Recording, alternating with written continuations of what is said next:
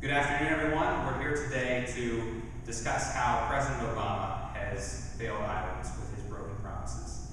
I'm very pleased to have Speaker Craig Paulson, State Rep Kevin Kesker, and Claire Rudison here to speak. And I'll turn it over to Speaker Paulson now. Thank you. Thanks for this opportunity.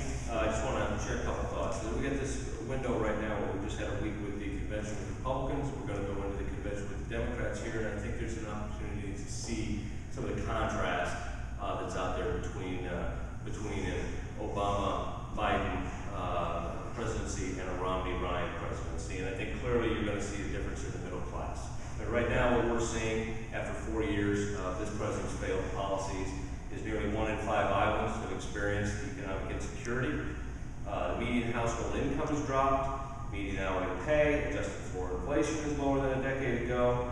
At the same time, we've got higher insurance premiums, grocery bills, gas bills, college tuition, and other household expenses, and we continue to see that pressure. Nationwide, 23 million Americans are unemployed, underemployed, or have stopped looking for work. Unemployment has risen to 8.2% nationwide. Contrast that with the job that Republican governors have done here in Iowa, specifically Governor Branstad.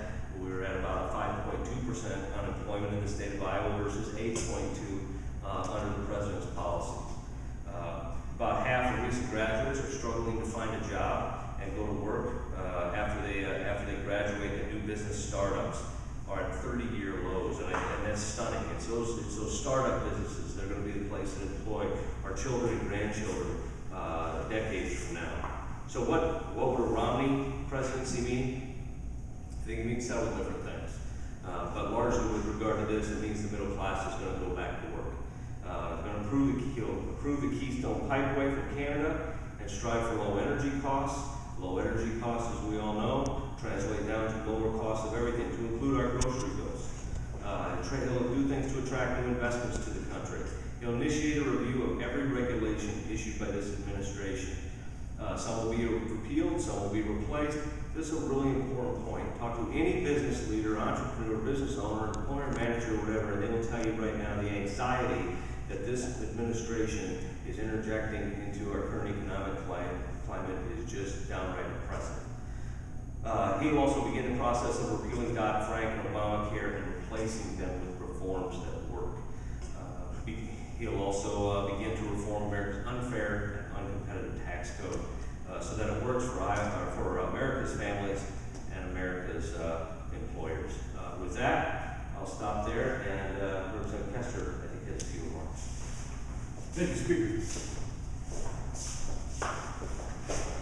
We believe in America. We've had a great convention this week. We're very grateful for Governor Romney's acceptance, for the great speech by his wife, Ann Romney, the excellent presentation by soon Vice President Ryan, Condoleezza Rice, and I could go on and on. There's excitement in the air this week. There's excitement in the air for this campaign. There's also concern about what's happened the last 4 years. When I think of Iowans and the concern that we had 2 years ago, should we continue with the governor we had in the state of Iowa? And Iowans decided this is not the right choice. It was time to make a change. So we had a one-term governor. This time, I believe we'll have a one-term president. And there are reasons. People were dissatisfied with the leadership we faced in our state and now with our nation. Much of it is debt. The debt we leave behind from these last 3 years is awful. What we have provided to our children and our grandchildren is a mistake, and I believe most Iowans understand it is time to change that. We welcome the pattern, the positions that Governor Romney, Vice President, soon to be Ryan, bring forward are exciting. There are many Iowans that are dissatisfied, need a change, and one of those Iowans is right here from Des Moines. Allow me to introduce Claire Rudison. Thank you. Thank you, sir. All right. Hello, I'm Claire Rudison, native of Houston, Texas, but I'm here in Des Moines, been here for 16 years. I, in 2008, was an Obama fan, and I voted for President Obama in 2008. But looking at the current situation and the economic recession, 2008 2008. I see myself economically in a position worse than what I have ever been in my life.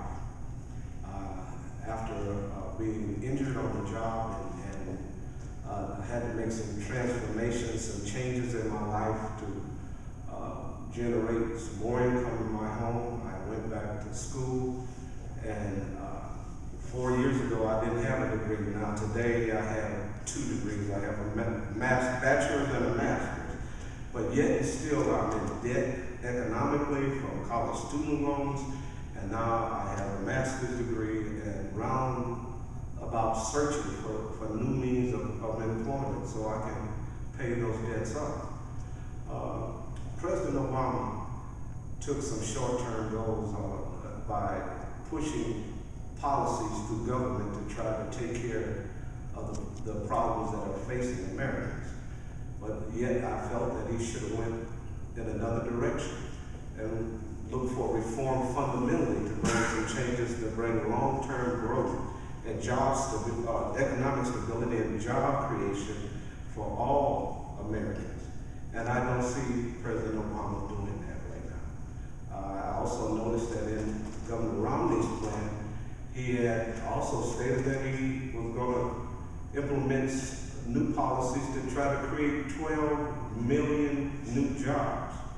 He also stated that he was going to push forth and implement policy that would help to increase the economic growth here in the nation by 4% annually. So I felt like I'm weighing everything in the balance, and I gave President Obama the opportunity with my last vote in 2008.